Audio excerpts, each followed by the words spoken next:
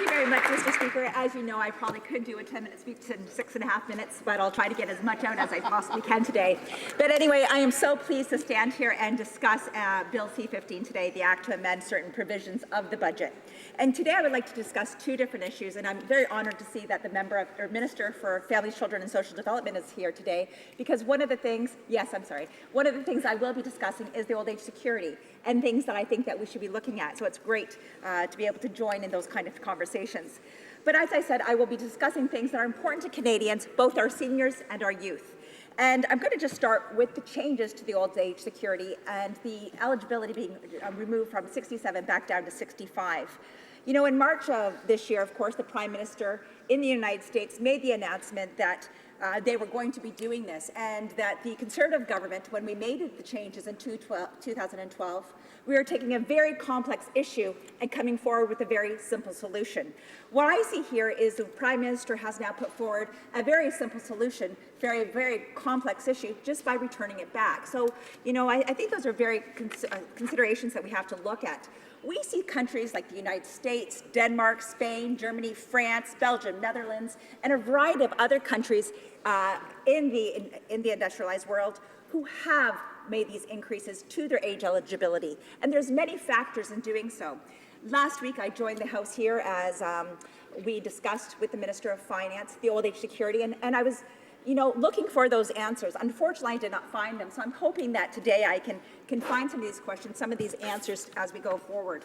But, I just wanted to point out some of the facts, because I think when we're talking about old age security, we have to look at why it was there and how we've moved along.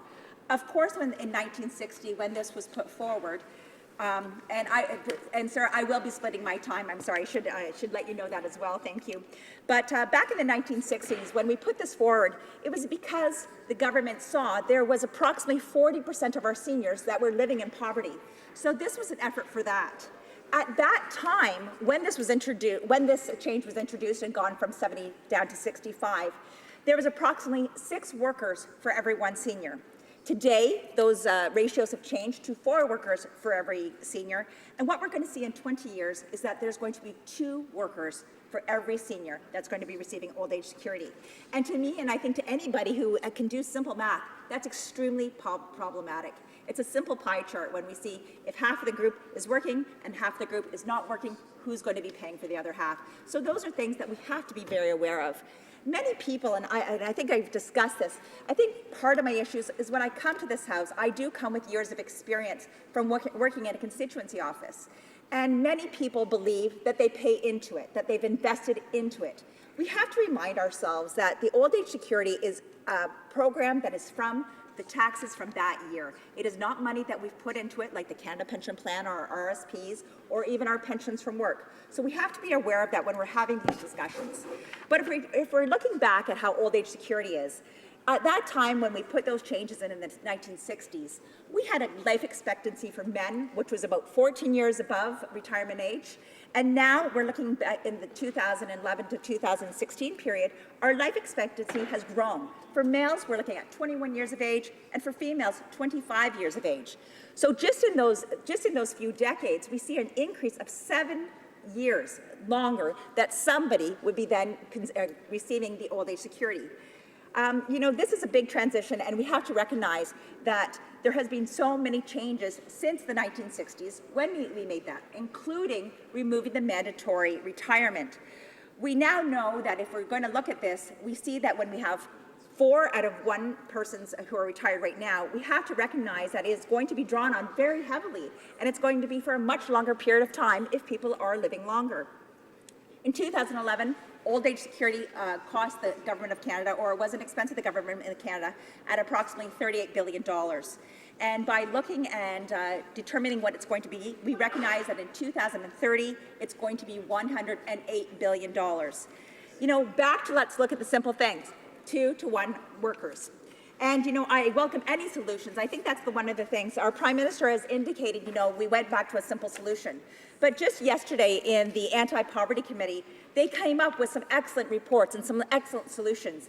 And even Mr. Shellington, who was in that Anti-Poverty Committee yesterday, indicated that the proposal was for a gradual shift for the old age security for 67s up to 67, as proposed by the Conservatives, move the age of eligibility for GIS back down to 60. And those are certain things that we're going to look at. If we're talking about a very complex issue, let's not just take such an easy solution as this government has done and reduce the age back down to 65 and say, well, we'll be fine and deal with the debt in 20 years.